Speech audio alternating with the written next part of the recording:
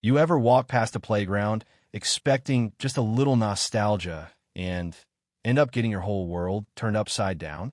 That was me. I was just a guy in a suit, cutting through the noise of an elementary school on my way to somewhere else when I saw them.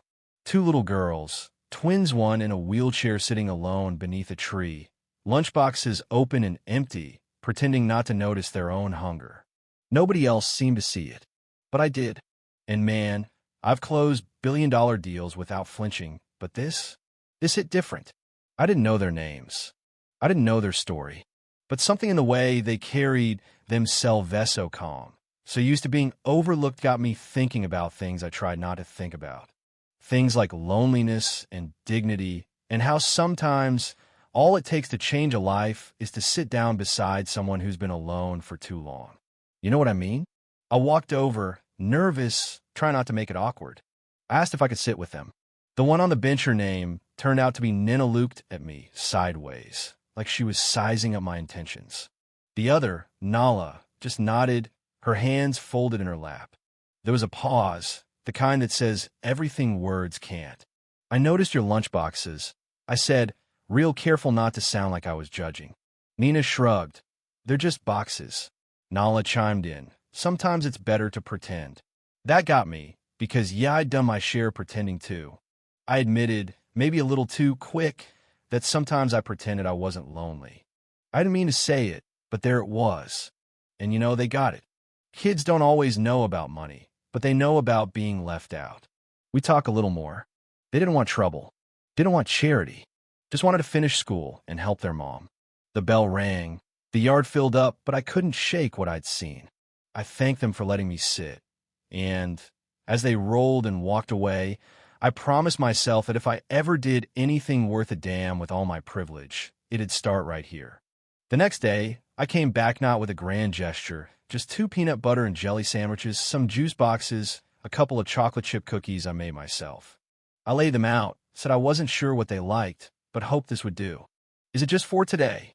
Nala asked, her eyes sharp. Only if you want it to be, I said, and meant it. We ate together. They didn't thank Minute because they weren't grateful, but because pride is pride. I asked if they usually didn't eat at school. Nina explained, matter of fact, that their mom had lost her job cleaning houses, and sometimes it just wasn't enough for breakfast and lunch. They used to bring bread, but kids laughed, so now it's empty boxes easier to hide. That right there, kids learning to be invisible just to protect themselves, that'll humble you faster than any business loss. I told them I'd come back, but only if I could sit with them again. That got a real smile out of Nina, the first I'd seen. Deal, she said. Same spot. The days rolled by. Our little ritual under the jacaranda tree turned into something sacred. I'd bring lunch. We'd share stories. Turns out Nina wants to be an engineer. She once fixed a cabinet with a plastic spoon, believe it or not. Nala? She wants to be a doctor for kids like her, so no one ever feels unseen. These weren't pity cases. These were kids with grit and dreams that deserved more than what life had handed them. I met their mom, Marlene, one Friday afternoon. She let me in, no pretense, just honesty. 2 rooms, tidy, full of photos and warmth. She asked what my angle was, wanted to make sure I wasn't another guy looking for a photo op. I told her the truth. I just wanted to be there, not as a savior, as someone who showed up. We cooked together, cornbread muffins, fried plantain, simple stuff, full of laughter.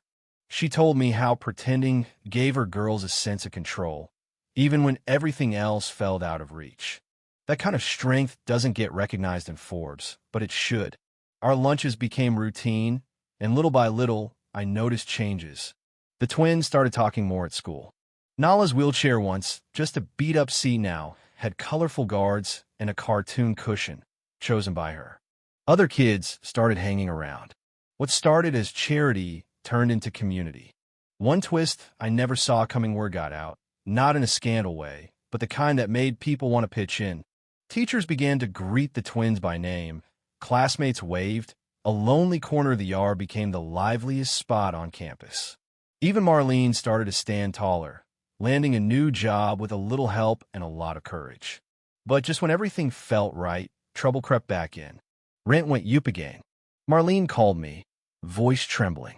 They'd have to move, maybe stay with a sister across town. She hadn't told the girls yet, but the fear was already there, sitting heavy in their chests. I saw it in the way they clung to me at lunch, afraid to ask, but needing hope.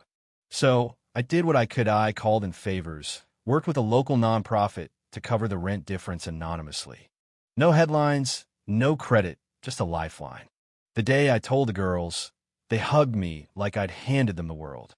Nala spun her wheelchair in circles, laughter echoing across the yard. That night, as we sat around their kitchen table, chicken and rice on the plates, joy in the air, I realized this wasn't about saving anyone.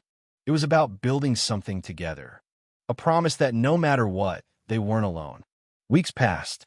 Marlene took a job at my foundation, helping other families find the same kind of invisible support. The twins started leading at school, mentoring younger kids, their voices stronger every day. Nala joined the spring assembly, wheeling on a stage in her magical carriage, reciting lines about blooming where no one thought you could. The whole auditorium cheered. Yeah, that happened. One Sunday, Marlene pulled out an old photo album. She showed me a picture of her mother, Gloria. Turns out, Gloria was my own second-grade teacher, the first adult who ever told me I was more than numbers on a test. The connection hit me like a punch. None of this was random. It was legacy, hers, mine. There's all tied together by the simple act of being seen. With Marlene's blessing, I started plans for a new community centered at the Gloria Foundation for Imagination and Dignity. After-school programs, inclusive playgrounds, a space where every child mattered, no exceptions. Nina and Nala were in on every meeting, their ideas shaping the project from the ground up. At the groundbreaking, Marlene stood on stage and read her mother's words, "Plant good things, even if you never see them grow." That day, we all planted something. Now, every time I walk past that old tree, I see a yard full of laughter and possibility, a schoolyard where dignity isn't handed out, it's grown. I see Nala rolling proud, Nina helping a classmate, Marlene leading with strength, and the roots of one woman's kindness spreading farther than she ever imagined. And yeah, there's still struggle. Life's never neat. But this family, this whole community knows they're not invisible. Not anymore. So let me ask you, after hearing this, what do you think? When is helping right? And when does it cross the line? Is dignity something you give or something you protect? Drop your thoughts in the comments. Let's talk about justice, community, and the kind of small, persistent acts that really change the world. If this story moved you, share it, subscribe, and stick around. Because in the end, we all need someone to sit with us under the tree, if only for a little while. Xin chào các bạn, mình là Trinh, mình phụ trách viết content. Trên đây là những công việc của mình, là mình lên mạng xã hội tìm hiểu những video. It is cold, yeah. Next one? Alright. Thank you, man. Hey, if you guys have any trouble, let somebody know. Please.